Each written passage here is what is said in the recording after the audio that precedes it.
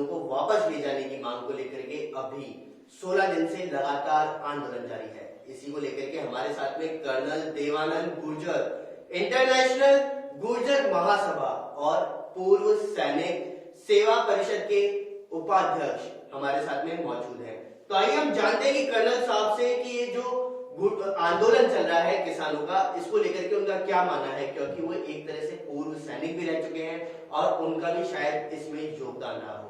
तो आप हमें बताइए कि जो किसान आंदोलन चल रहा है, क्या ये सही चल रहा है, क्योंकि इसको लगातार चलते हुए 16 दिन हो चुके हैं। जी, सबसे पहले तो मैं बताना चाहूंगा कि भारत ऐसा हमारा देश है जिसके लिए किसान और सैनिक बहुत सम्मानित व्यक्ति होता है, देश सम्मान करता है, क्योंकि वही दोनों देश की रक्षा करते हैं, देश को खाने के लिए पोषण वगैरह। जी बिल्कुल, जो भी है, पर देश बड़ा सम्मान। बिल्कुल बिल्कुल। और जैसा आपने खुद ने बताया कि मैं पूर्व सैनिक सेवा परिषद से जुड़ा हूँ, सैनिक भी हूँ और सामाजिक व्यक्ति होने के नाते किसानों से भी जुड़ा हूँ। बिल्कुल। तो ये जो आज के दिन जिसको नाम दे रखा है किसान आंदोलन, अब मैं आखिर में कहूं तो अच्छा रहेगा कि आंदोलन किसानों का है कि किन लोगों का। पर जहां तक चलिए, आपने सबसे पहली बात मैं बता दूं, एक दो फैक्ट्स बता दूं कि जो ये आंदोलन जिसको लेकर के आज हमारी चर्चा हो रही है, मैं दर्शकों को भी बता दूं कि जिन लोगों ने ये चर्चा शुरू की थी वो चर्चा एक ही मांग से थी कि एमएसपी को जोड़ा जाए, निर्धारित किया जाए। बिल्कुल। उसके अलावा पहले कोई मांग नहीं थी। वो जो 26/11 के दिन का जो आंदोलन था, और मेरे ख्याल से सरकार ने वो मानी नहीं। उसके बाद और अध्ययन कर करके ये भी माना है, कल मैं प्रधानमंत्री महोदय की भी चर्चा सुन रहा था, होम मिनिस्टर ने कहा है, एग्रीकल्चर मिनिस्टर ने कहा है, सब कहते हैं और मैं इनके साथ हूं कि कोई भी व्यक्ति किसान का ऐसा नहीं है जो सम्मान नहीं करता है, उसकी चिंता नहीं करता है। इन्होंने क्लियर कहा है कि जो आपकी एमएसपी की चिंता है हम उसको लिखित में क्लियर करेंगे। पर क्योंकि 13-14 दिन हो गए जैसे आपने बताया, और इसके अंदर होने के साथ साथ जब इन्होंने अध्ययन किया तो इनका लगा बहुत सारी चीजें हैं उसको रेक्टिफाई किया जा सकता है। तो सरकार ने जैसे परसों बोला था, जो मैं पढ़ रहा था, कि एक तो एमएसपी और बाकी भी छोटे मोटे कई संशोधन, उसके अंदर सुधार की आवश्यकता है, वो हम सब कर रहे हैं, आपकी कोई मांग बाकी नहीं रहेगी। क्योंकि छठे दौर की बातचीत भी इस बार विफल रही है। जब सरकार ने ये बोल दिया कि हम आपकी सारी चीजें मांग रहे हैं, पर मैं इसके आगे आपसे 2-4 बातें करता हूं। ये आंदोलन जब उनकी बात शुरू हुई थी एमएसपी से, मान लिया सरकार ने, बिल्कुल, तो मैं मानता हूं किसान अपने घर वापस जा चुके हैं। नहीं, किसान तो अभी भी डटे हुए हैं। मैं आपको उसी में बताता हूं। आप किसान किसको कहते हैं सर? मैं एक सैनिक हूं, मेरे पिताजी अध्यापक थे, हमारी जमीन है, जायदाद है, हम खेती करते हैं, पर मैं वो किसान नहीं हूं जो किसान 2 बीघा जमीन से खेती करता है, सामान पैदा करता है, बेच के आता है, अपना साल चलाता है। मेरे पास और पैसे का जरिया है। तो कृपया करके समझने का प्रयास करना पड़ेगा। देश जानता है, ये जो बदमाश लोग हैं वो ही नहीं जानते, बाकी सब जानते हैं। किसान तो खेत में साथ 2 दिन पहले 8 तारीख को बंद का आह्वान किया था, क्योंकि किसान तो अपना खून पसीना बहाकर रोटी के लिए काम, रोटी के लिए तरस रहा है। बिल्कुल। अब यहाँ क्या है, देखिए एक चीज और समझनी पड़ेगी साहब आपको, कि किसान में भी 2-3 कैटेगरी है। एक तो है छोटे 2-4 बीघा वाला किसान, एक है 20-25-50 बीघा वाला गवर्नमेंट, एक है बदमाश किसान जो हजारों बीघा कब्जा कर करके, और वो किसान कहां है? आप एक चीज देखिए, आपने, मैं दर्शकों आपको भी बताना चाहूंगा, आंदोलन के अंदर जो विभिन्न पिक्चरें आ रही हैं, एक बात बताएं कि जो आंदोलन की मूवी एक मैंने देखा है जहां करीब 100-150 फॉर्च्यूनर, स्कॉर्पियोज और बड़ी बड़ी गाड़ियां और वो आ रही है। तो साहब एक बात बताओ, किस किसान के पास फॉर्च्यूनर हो सकती है? हो सकती है, हाँ, समर्थन में, पर वो तो कह रहे हैं हम किसान हैं। तो ये बात थोड़ा सा गुमराह करने की है। सरकार को मैं बधाई देना चाहूंगा कि उन्होंने किसानों की जो मांग थी शुरू में पूरी मानी है। अब क्या हो गया, मैं मानता हूं इस मुद्दे का राजनीतिकरण और सुरक्षा के एंगल से देखना चाहिए आज के दिन। तो मैं राजनीतिक चर्चा आपसे नहीं करूंगा, क्योंकि राजनीति देखो हमारे देश का मामला है, मैं सामाजिक कार्य करता हूं, देश सब जानता है।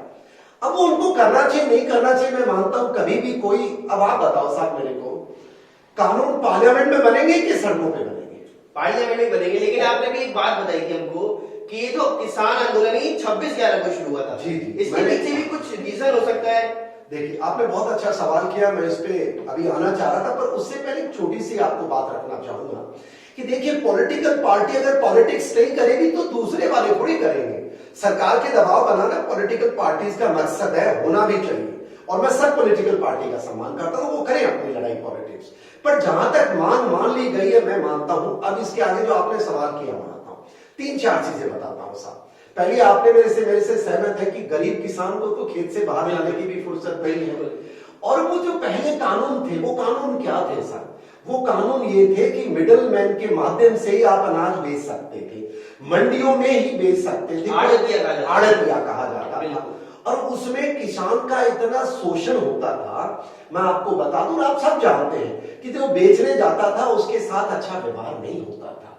चलिए, अब किसान को इस बिल के माध्यम से फ्री कर दिया है कि अब मंडी भी मौजूद है, सरकार ने कहा है, सरकार ने कहा एमएसपी भी जारी रहेगी। सरकार ने एक ही चीज बोली कि किसान चाहे तो कहीं दूसरी जगह भी बेच सकता है, पहले बेच नहीं सकता था। पहले अगर वो राजस्थान का यूपी में जाता तो उसको नहीं जाने देते, ओनली वो आड़ती और जो मिडिल मैन होते थे वही करते थे, और उस मिडिल मैन के चक्कर में टैक्स लग जाता था। और ये मैं आपको बताऊं, ये बिल सन 60 और 50 के, कोई एग्जैक्ट ईयर मुझे ध्यान नहीं है, उसमें आया था। और ये लाया इसलिए गया था कि किसान जब अपने आप बेचता है तो वो ईमानदारी से नहीं बेचता है। हमारे सरकार के अधिकारी ईमानदार होते हैं, तो इसलिए मंडियां बनी थी साहब, और ये बाद में करप्शन का रूप ले लिया। तो जब किसान को इजाजत दे दी, आप चाहे जहां बेचो, जिसको बेचो, एमएसपी, अगर आपकी कोई कम में बेचता है तो अगर कम में किसान की कोई चीज खरीदता है तो आप मंडी में बेच दो एमएसपी पे, तो मंडी लागू है। ये तो साफ हो गया ना एक तरह से कि कम में तो किसान बेचेगा, क्योंकि जब आड़ती है कहीं ढोल बीच में से हट गया पूरा, तो किसान डायरेक्ट डील करेगा। नहीं, अगर आपको आड़तिया पसंद भी है तो आप बेचो ना, कौन मना कर रहा है? सरकार ने खुली छूट दी है कि आप कहीं भी बेचो, जैसा मैं समझ पाया, और मैं मानता हूं अच्छा कदम। अब आइए दूसरी बात, तो किसान का मुद्दा मैं मानता हूं यहां अलग करते हैं थोड़ी देर के लिए। दूसरा, राजनीतिक लोग इसका लाभ उठाएंगे, ठीक है साहब, राजनेता राजनीति नहीं करेगा तो मैं थोड़ी करूंगा या आप थोड़ी करेंगे, वो भी चलिए हम माफ करते हैं। तीसरा एंगल में आता हूं, एक सैनिक होने के नाते मैं देश से बात करना चाहता हूं और नागरिकों से बात करना चाहता हूं, एक सैनिक होने के नाते और एक सामाजिक कार्यकर्ता होने। ये बताओ, 26/11 के दिन इस आंदोलन को शुरू करने की रूपरेखा क्या है? जिनको पता नहीं है, 26/11 में आपको बता दूं, 26/11 के दिन मुंबई में हमला होता है 2008 के अंदर, जिसके अंदर हमारे 350 से ज्यादा नागरिक घायल होते हैं और 164 के आसपास डेथ होती है। और वो ऐसा दर्दनाक हमला था, हमारे देश की इकोनॉमिक कैपिटल पे, उसको खत्म करने के लिए पाकिस्तान ट्रेंड टेररिस्ट आए थे और वो चाहते थे कि यहां हिंदू मुसलमान के इतने बड़े दंगे हो जाएं, क्योंकि वो सरेआम उन्होंने बदमाशियां की थी। वो चाहते थे इकोनॉमी बर्बाद हो जाए, और हमारी जो इकोनॉमी, जो हमारी जीडीपी थी उस समय शायद 7% की रफ्तार से थी, और हमले के बाद वो 3.5 के आसपास आ गई थी। तो ये चाहते थे वो दुश्मन। कोई बात नहीं, उनसे जो अलग अगर मैं करूं तो मुझे कोई जवाब देगा कि 26/11 की डेट क्या सोच के रखी। अब आपको तय करना है कि जिन लोगों की मानसिकता 26/11 के दिन कोई आंदोलन करने की है, वो मैं नहीं मानता देश और किसान के हित में हो सकते हैं। चलिए, मैं कोइंसिडेंस मान लूं इस बात को फॉर अ मोमेंट कि भाई कोइंसिडेंस हो गया, कोई बात नहीं। उसके आगे चलिए आप, जब 26/11 को पूरा देश सैनिकों के सम्मान में नतमस्तक हो रहा है, तो ये किसानों को, किसान आते तो भी कोई बुरी बात नहीं थी, पर किसान कहां है साहब? सैकड़ों की तादाद में फॉर्च्यूनर, एक वो सिद्धू जी हैं जो कभी जाके बाजवा से गले मिलते हैं, कभी जाकर के उनके वो मिलिट्री जो इनका प्राइम मिनिस्टर है, जो क्रिकेटर, उससे गले मिलते हैं, और वो इसके अंदर आगे आते हैं। कभी और लोग आते हैं, वो आते हैं, तो वो कौन से किसान? ये तो पॉलिटिक्स है, पॉलिटिक्स से तो इधर की कभी बदलती रहती है। ये जो आंदोलन के मामले में वार्ताएं चल रही हैं, सरकार ने बोल दिया मान लिए, अब इन्होंने क्या कर लिया? पलटी मार दी कि हमारी मांग ये तो पहले थी, अब मांग है बिल हटाओ। तो मैं नागरिकों से पूछना चाहूंगा, आप क्या चाहते हैं? बिल संसद में बने कि सड़क पे बने? आपको तय करना है। अगले चुनाव आएंगे, मैं भी वोट डालूंगा, आप भी डालिए, पर मैं नागरिक होने के नाते कहना चाहूंगा, बिल संसद में ही बनने चाहिए, और हमारे प्रतिनिधि वहां बहस करें, खुले करें, विचार करें, लड़ाई झगड़ा करें, नागरिकों को कोई शिकायत नहीं है।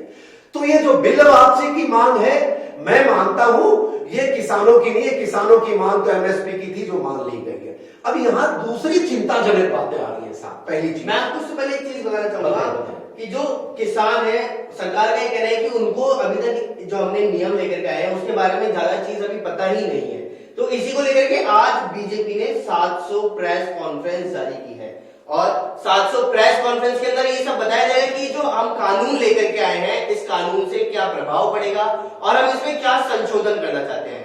तो आप अपनी बात कंटिन्यू करिएगा। देखिए साहब, जो बीजेपी की आपने बात कही है, बीजेपी को मैं पॉलिटिकल पार्टी मानता हूँ, बिल्कुल। तो वो अपनी पॉलिटिक्स कर रहे हैं, पर मैं उससे पहले आपको एक बहुत अच्छी चीज बताई कि किसान को बेवकूफ भाई क्यों समझ रहे हो आप।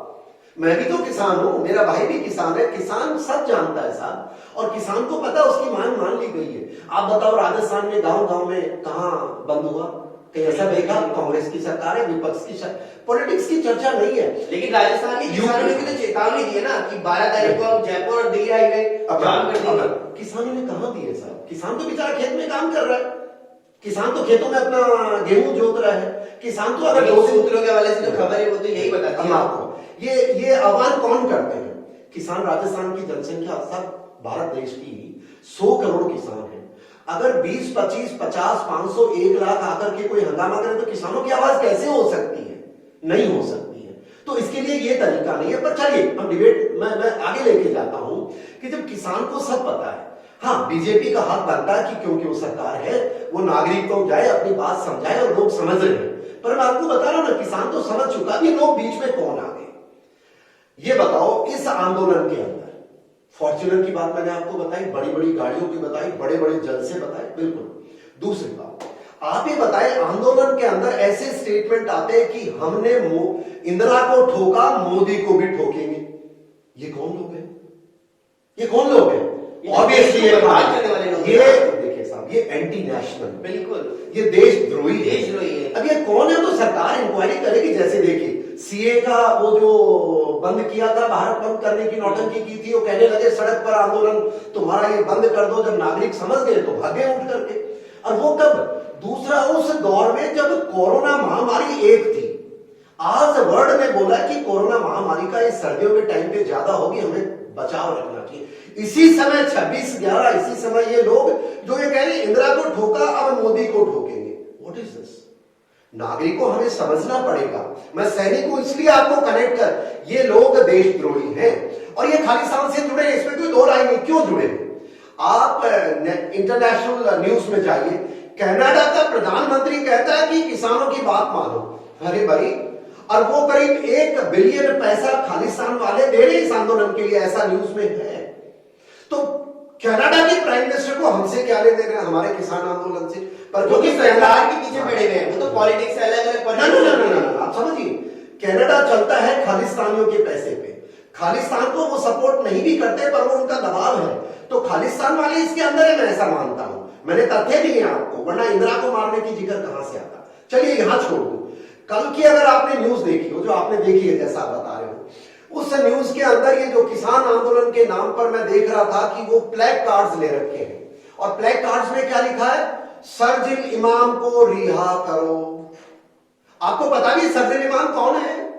शरजील इमाम वो चेहरा है जो सीए के अंदर जो ये आवाज लगा रहा था कि चिकन नेक, जो अपना भूटान और भारत के बीच में जो हमारा करीब 52-40 किलोमीटर का एरिया, उसको वो कह रहा था मुझे 1 लाख मुसलमान दे दो, मैं पूरे ईस्टर्न स्टेट्स को काट दूंगा। वो तो सौभाग्य हो हमारे भारत की देश की इंटेलिजेंस एजेंसीज का, जो टेक्नोलॉजी इस्तेमाल करते हैं कि उसको धर दबोचा और आज सलाखों के पीछे। ये सारे अर्बन नक्सल्स हैं। अब अर्बन नक्सल्स क्या है साहब? ये जो एक और आपने सुना होगा, अवार्ड वापसी के कुछ कह रहे हैं हम वापस कर देंगे। भाई साहब, मैं एक सैनिक हूं, मैं आपसे गुजारिश कर रहा हूं, आप अवार्ड वापस मत करो, कृपया करके आप वापस करो तो जो उसके साथ आपको पैसा आज तक मिला है वो वापस करो, क्योंकि देश की सरकार ने आपको चुना था, देश की सरकार ने आपको अवार्ड दिया है, बीजेपी ने नहीं दिया है, भारत ने दिया है। और इन अवार्ड वापसी गैंग में मैं साहब बताना, एक भी सैनिक नहीं है जो वीर चक्र, जो कीर्ति चक्र, जो शौर्य के चक्र, ये जो नकली होते हैं ना पॉलिटिशियन जो देते हैं, ये सर सो अंग्रेज देते थे, आज ये पॉलिटिशियन किसी को कुछ दे दिया। लेकिन देखा जाए तो पंजाब की पूर्व सीएम भी इसमें शामिल है। तो वो कोई भी हो सकता है साहब, उससे मुझे क्या नाराजगी, राजनीतिक वो है कि नहीं, मैं तो आपको बात रख रहा हूं। अगर अवार्ड आपको देना दे दो ना, उसके साथ जो पैसा लगा वो भी दे दो, उसके साथ आप देश में रहते हो, देश छोड़ के भी चले जाओ, आपको तो भाई भारत से प्यार नहीं है ना। और एक सैनिक बता दो, एक वीर चक्र वाला बता दो, या एक कोई नॉर्मल कमेंडेशन कार्ड मेरे जैसा बता दो जिसने ये बोला हो कि मैं वापस करता हूं। ठीक है, आपकी भावना हर्ट है, वापस कर दो, पर एक गुजारिश के साथ अपनी सारी तनख्वाह भी वापस करो, सारे प्रिविलेजेस वापस करो, और आज तक जो आपने भारत सरकार से लाभ लिए वापस करो। ये तो एक अलग मुद्दा नहीं मुद्दा नहीं है साहब, ये भड़काने बात सुनिए। जिस तरह से आप अभी बता रहे हैं कि ना सरकार ने किसानों की मांगों को मान करके, ऐसा लगता है, मैंने जो देखा है। आपको लगता है जी। जब सरकार ने उनकी मांगों को मान लिया फिर भी किसान वहां क्यों बैठे हुए हैं? तो किसान है कहां, मैं यही तो कह रहा हूं आपको। तो वहां जो बैठे हुए हैं वो कौन है? अब वो तो सरकार तय करे साहब, मैं तो नहीं जानता हूं। मैं तो मेरे गांव में गया था कल, मैं पिछले 4 दिन भ्रमण करके आ रहा हूं झुंझुनू और सीकर का, पूर्व सैनिक परिषद के नाते मैं और कोई नाते नहीं गया था। तो हमारे एक पहले वीर चक्र है श्री दाबाई जी, उनके ऊपर हम पुष्प चढ़ा के आए। कल सीकर के अंदर हम वहां पर हमारी सभा की, क्योंकि विजय दिवस आने वाला है 16 तारीख को, आपको पता भी होगा, उस संदर्भ में तो मैंने तो कहीं भी कोई सड़क नहीं रोकी। 8 तारीख को हम प्रोग्राम कर रहे थे गांव में, भव्य प्रोग्राम, किसान जा रहे थे, गांव जा रहे थे, खेती। तो मैं मानता हूं कहीं कहीं इसमें देश को, आप एक चीज और देखिए, अब चीन कोरोना 2 के टाइम पे अब इसमें क्यों दखल दे रहा है? इसका फंडिंग कहां से हो रहा है? ये मेरा काम नहीं है, मैं तो नागरिक हूं साहब, मैं तो मेरी पेंशन पे देता हूं भाई, मैं तो भारत सरकार, भारत देश का आभारी हूं कि मुझे रोजी रोटी मिल रही है। पर अगर देश के विरोध में मोदी जी को मारने की बात करोगे, मोदी व्यक्ति नहीं है, मोदी हमारा प्राइम मिनिस्टर है। इंदिरा को मारा, वो इंदिरा जी एक व्यक्ति नहीं थी, पॉलिटिकल पार्टी कोई भी, वो हमारे देश की प्रधानमंत्री थी। दूसरे अब लोग आके कह रहे जिनको कानून ने दिल्ली के रॉयटर्स, वो जेल में, कल ब्लैक कार्ड मैं खुद देख रहा था, आप ही न्यूज पे जाइए प्लीज, देखिए खुद, वहां पर लिखा था इन रॉयटर्स को छोड़ दो। तो मैं तो मानता हूं कहीं कहीं ये सुरक्षा के अंदर शेड लगाने का प्रयास है। और मैं एक सैनिक के नाते एक एनालिसिस बता दूं साहब, आपको भी बता रहा था, जब CAA और कोरोना फेज 1 चला था, तो मेरा उस समय बिल्कुल मानना था कि चीन ने वुहान वायरस पैदा किया था भारत की और दुनिया के बड़े बड़े देशों की इकोनॉमी समाप्त करने का। भला हो हमारे उस समय इंटेलिजेंसीज ने और इन तबलीगी वालों को पकड़ करके पहले अंदर कर दिया। 22 को मोदी जी ने कुछ जो भी एक्शन सरकार ने लिए वो सरकार का कार्य है, और उसके बाद CAA को भी बैकफुट पे जाना पड़ा। वो भी तो यही कह रहे थे कानून बदलो, अरे भाई कानून कोई क्या सड़क में बदले जाते हैं। उसके बाद आज के दिन WHO ने बोला है कि दिसंबर और जनवरी में कोरोना का महामारी बहुत बढ़ेगी, प्लीज टेक प्रिकॉशन। जो ही ये प्रिकॉशन की बात आई, इनको लगा खतरा है, ये आगे बाजार में इस बार आगे कर दिया किसानों को, क्योंकि किसान बिल थे।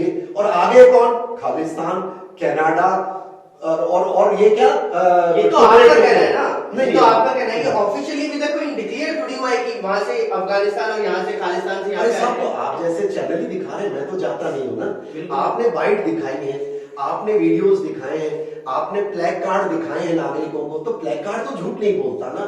तो वहां मैं मानता हूं ये कहीं कहीं अब किसान का तो मुद्दा अलग हो गया है, और ये सरकार ने तो अभी तक उस बारे में कुछ बातचीत नहीं करी ना। अब सरकार से तो आप गुजारिश करें, मैं तो आपने बोला है, और मैं देखो सरकार का जहां तक ताल्लुक है, सरकार तो उन्हीं से बात करेगी ना जो जिनकी समस्या है। अब इनकी समस्या अलग है। अब मैं सुन रहा था कि कुछ लोग, जो राजनीतिक की चर्चा नहीं है साहब, बिल्कुल किसान आंदोलन को लेकर किसान की मांग पूरी होनी चाहिए, ऐसा मैं मानता हूं, ऐसा हर नागरिक मानता है, हर देशभक्त मानता है। और उसकी मांग जब सरकार कह रही है कि हम मान रहे हैं, तो मैं मानता हूं देशवासियों को मानना चाहिए। दूसरी बात, किसान अगर उसके अंदर से कुछ गुमराह भी है, तो जैसा आपने बताया कि बीजेपी, उनका हक है साहब, वो पूरा समझाएगी। मैं मानता हूं ये ज्यादा दिन नहीं चलेगा।